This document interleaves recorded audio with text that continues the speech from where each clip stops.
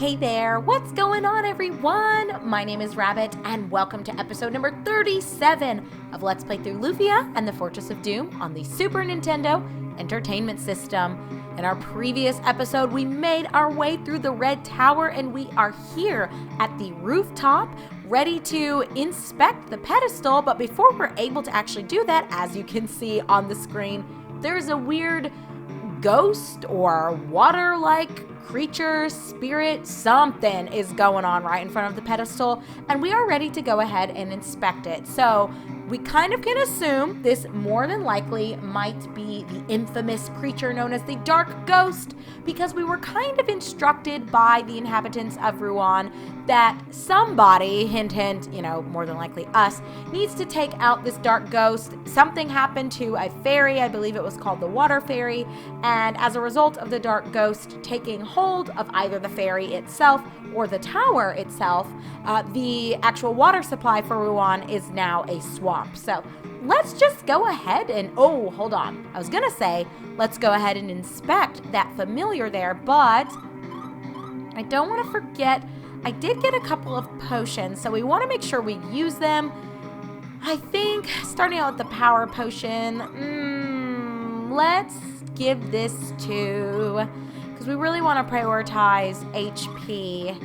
Lufia's struggling, but I also feel like Jaren is kind of squishy. You know what, whatever, it's fine. Let's give it to Lufia, and 4 HP is not terrible.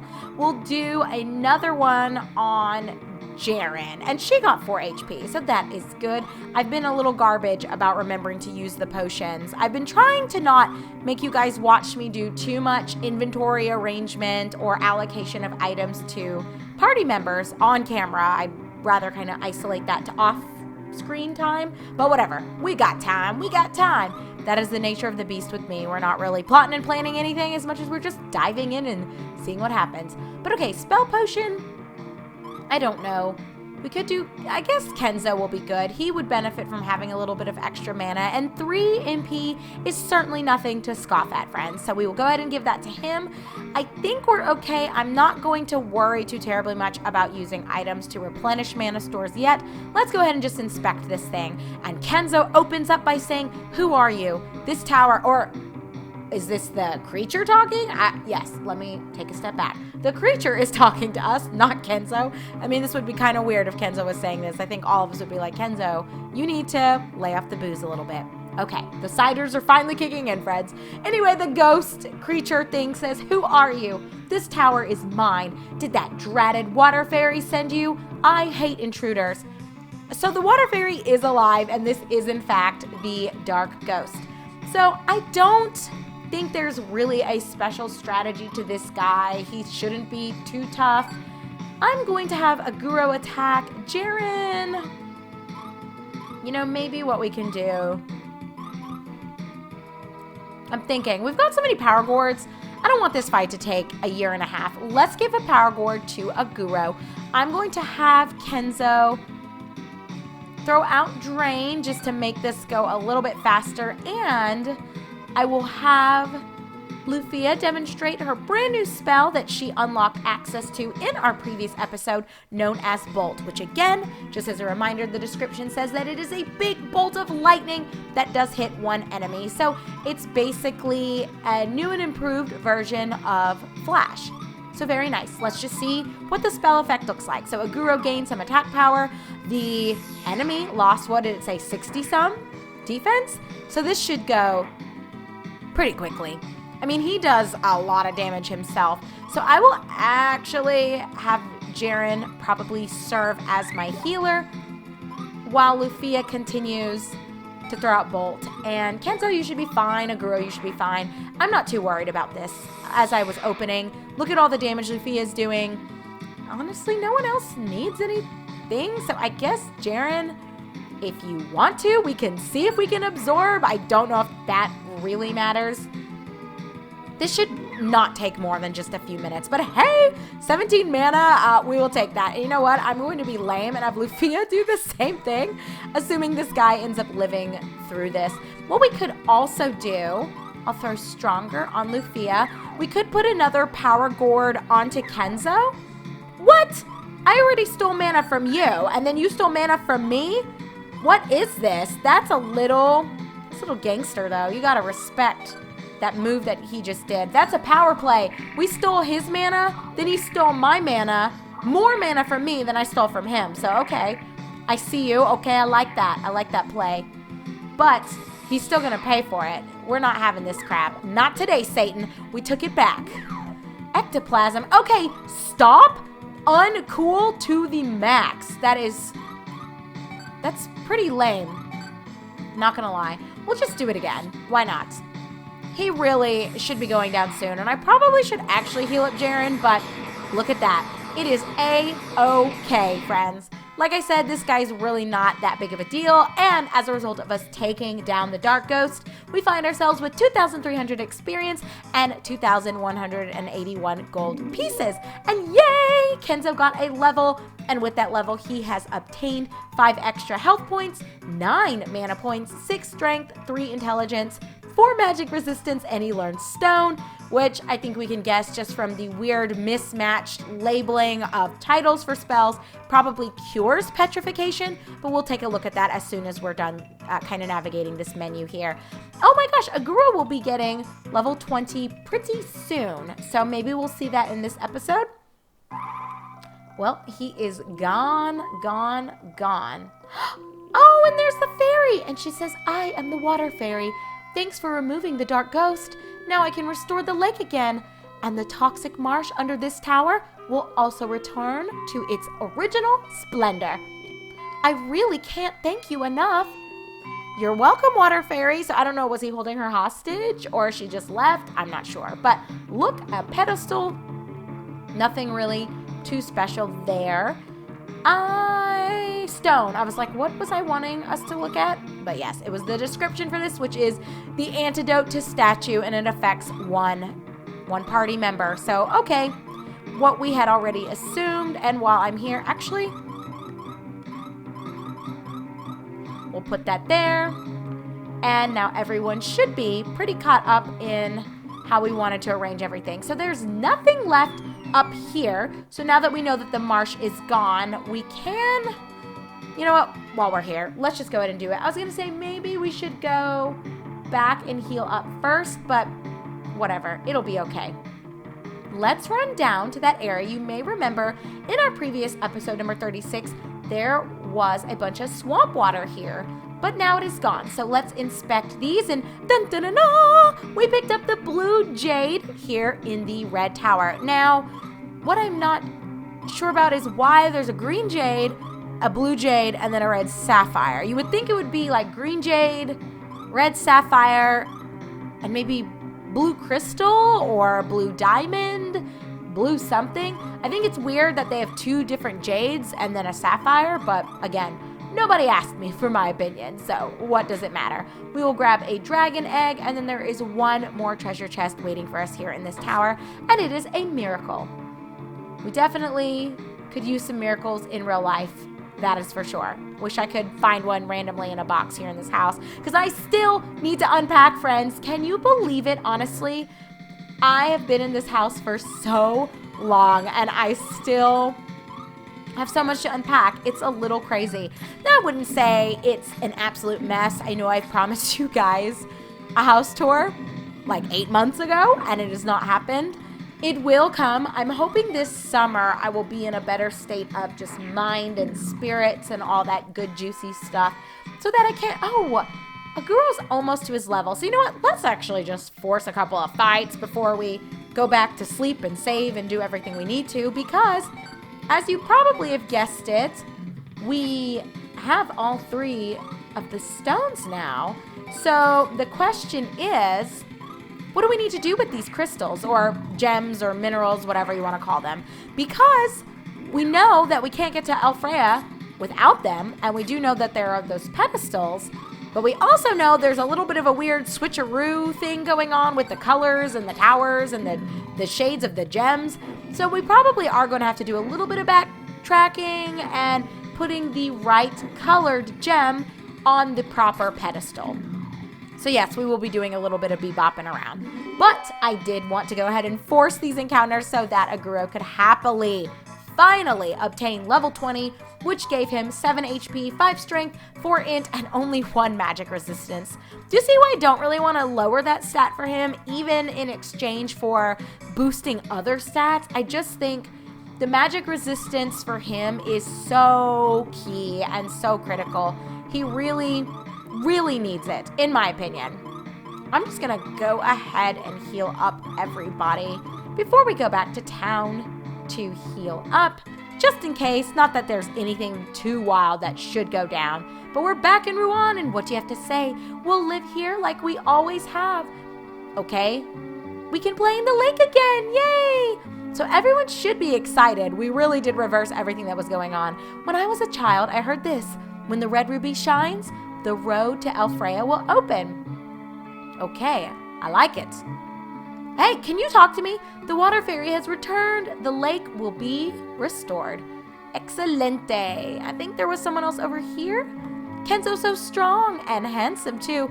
Watch what you say, girlfriend, because Lufia is not having any compliments going Kenzo's way.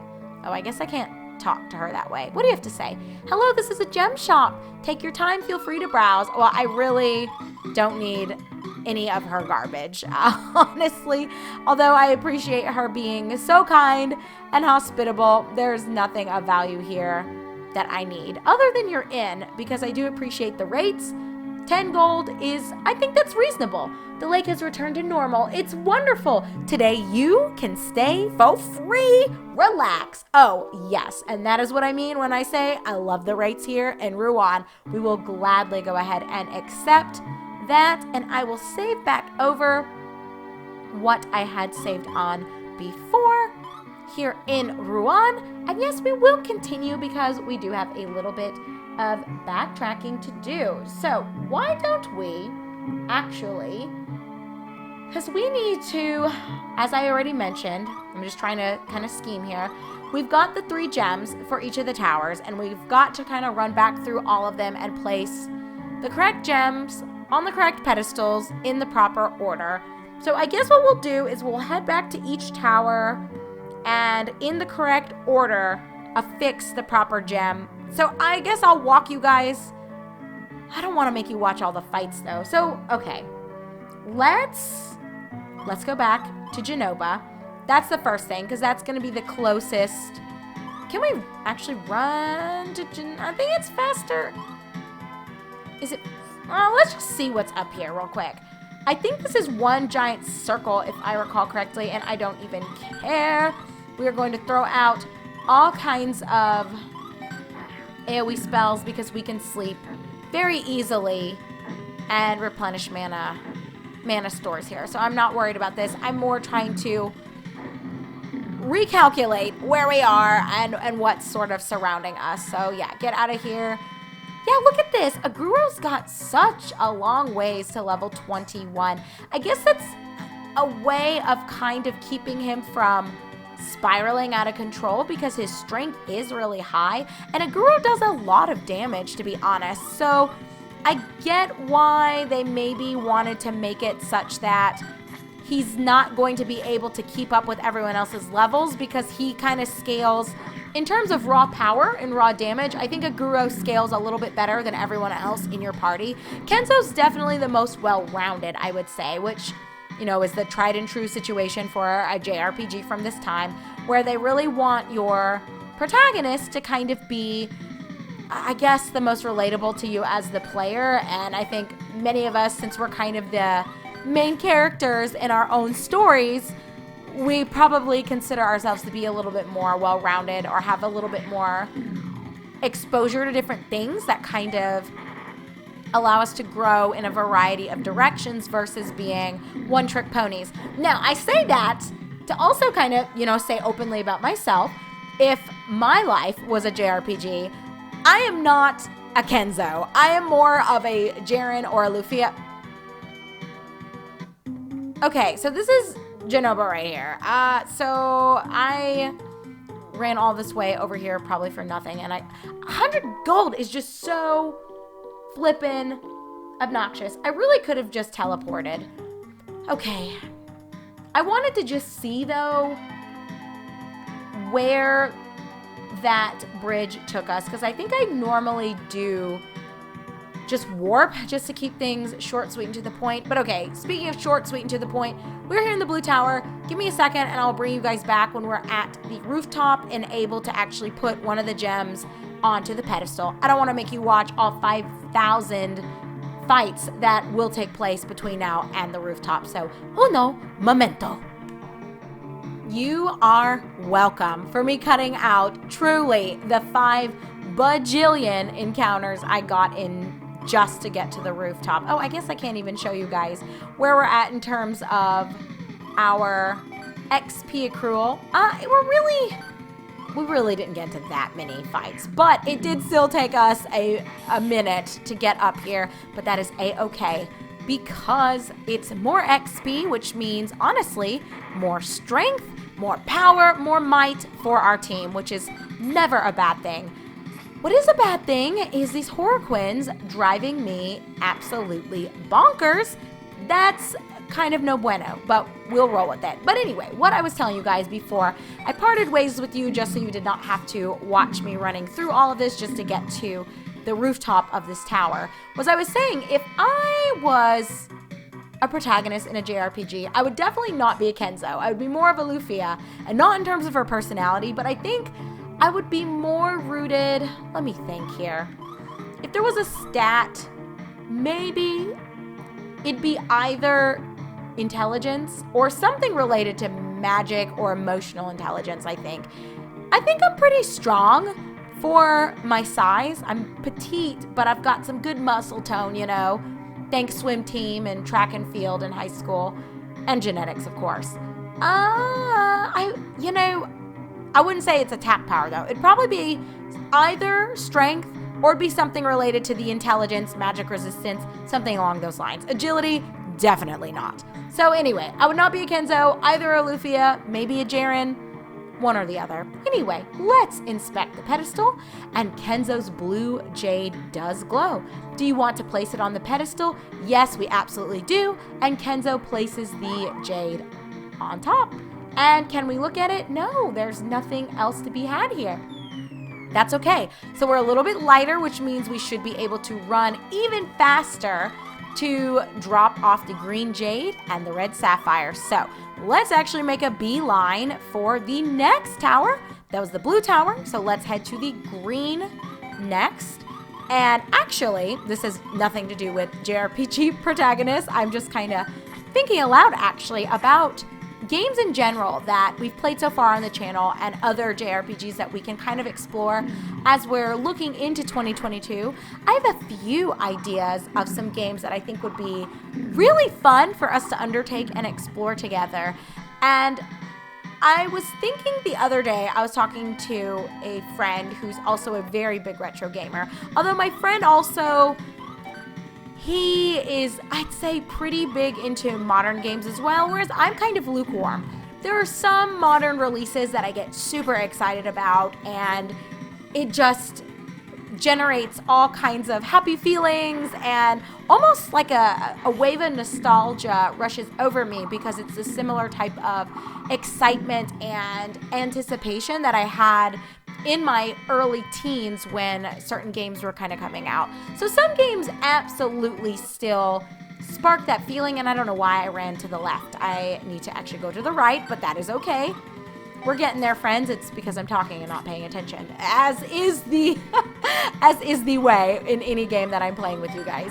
But the point of what I'm saying is, I was talking to a friend who is, I would say, a much more generationally well-rounded gamer than I am. I'm definitely much more of a retro gamer than I am a modern gamer, although I appreciate a lot of modern games in addition to my retro titles. But my friend and I were kind of, let's just go in and do bang. We were kind of just unpacking some of our favorite JRPGs from the 90s and early 2000s, and one thing I really realized, let's just throw out Frost, Jaren, it won't hurt. One thing that I kind of really realized and even recall, when the PlayStation 2, like original Xbox and GameCube, when that gen of console came out, I've never been that super, oops, sorry, Kenzo. I've never been that super invested into Nintendo as a brand, whereas I know some people are obsessed with Nintendo, and Nintendo can never do anything wrong, and they're just, you know, the perfect game devs and, you know, hardware manufacturers. I'm not one of those blind fans of any corporation, any entity. That's just not how I roll. But I remember when that generation of console came out, for whatever reason, I think because I was so focused on healing from a lot of stuff that was kind of going on in my personal life, and it was such a unique time for me because my later teen years, you guys know I was very busy in high school, and I was very precocious, so I was working while going to school, you know, high school. I had a lot of extracurricular activities in terms of both sports / athletics and a lot of hobby type things. So I was in theater, I did like a robotics club, I was in chess club, all kinds of things for both physical and mental stimulation and just general socialization and engagement. And I remember for some reason, like Animal Crossing on the GameCube had me so gripped. And as much as I loved the PlayStation 2 and titles that came out on the PlayStation 2, I was definitely a GameCube kind of girl. So I feel like now in my early 30s, I'm kind of going back through my backlog of PlayStation 2 games and remembering titles that I started and loved, or that I saw and I knew I would love, but I never took the time to actually play. Anyway, give me just a second. We are here in the Green Tower. Let me get us to the top and we will affix another one of our gems to the pedestal. 1 second, friends. Welcome back, lovelies. We are here at the top of the Green Tower, but of course, nothing can ever just be straightforward with me, and enemies have to just be waiting around every pillar, every stairwell, every bookcase. Honestly, even the inn. It seems like they just love hanging out and ruining my day. But that's okay, because we're going to murder them, and then actually I will be staying at the inn at the base of this tower before we go to the red tower to wrap up this episode, as we are putting all of the proper gems in their locations, or all of the gems, I should say, in their proper locations. Oh, look, a pedestal. Kenzo's green jade glows. Do you want to place the green jade? Yes, we absolutely do. And Kenzo then places the green jade. Ta-da! Once again, friends, we are another little bit lighter, and all that remains is the red sapphire. So yes, we do need to go back to the red tower, but first things first, let's sleep up at this inn. I'm sure we're going to have to fight somebody before we're able to do it, but that's okay because Jaren actually is going to be hitting, we'll just do Spark. She's going to be hitting level 21 here in just a second, and I do want to have you guys here on camera with me just so we can see her stats in real time. And then where we will go ahead and wrap up this episode number 37 is, oh, there we go, is after we put the gem, the red sapphire specifically, or the ruby, at the red tower's pedestal. But anyway, Jaren's level gave her 12 HP, 5 mana points, 4 strength, 1 int, 4 agility, and 5 magic resistance. I feel like Jaren's stat accrual is so well-rounded and well-balanced. I think it kind of comes second to Kenzo, I would say. Some may disagree with me and say, no, Lufia maybe is a little bit more well-rounded than Jaren, but I think an argument could be made for Jaren. I really think she's more balanced than Lufia. I think Lufia gets a good amount of more gowns. We've got so many of these. We've honestly slaughtered a lot of Horoquins and stripped them down to the bone. Okay, I'm truly, literally at the front counter. Can you let me sleep in your inn and stop playing games with me? I would appreciate it very, very much. Ain't nobody got time for this. But I guess it's my fault because I did want to sleep here. I suppose I could be using Sweetwater. So, now that I'm complaining aloud, I kind of have the solution in my inventory. So, probably don't need to complain to anyone but myself. But hey, at least Lufia will be hitting level 22 soon. Yeah, I know, 150 gold pieces. I just need a bed. Stop talking to me. Here's your money. Let me sleep. And then I need to head back to... Can I get out of the tower? I know this is ridiculous. I wonder, can I just escape? Yes. Oh, I can't use it here? And I know I can't use warp here. Lamo, Bamo, Drano. Let's roll. Monsters, please. You're killing me. But you know what? We refueled, so we should honestly be fine. And the monsters aren't that bad at this point because of our levels and the stats that we've gained and the ways that we've optimized our party via the potions that we've gotten.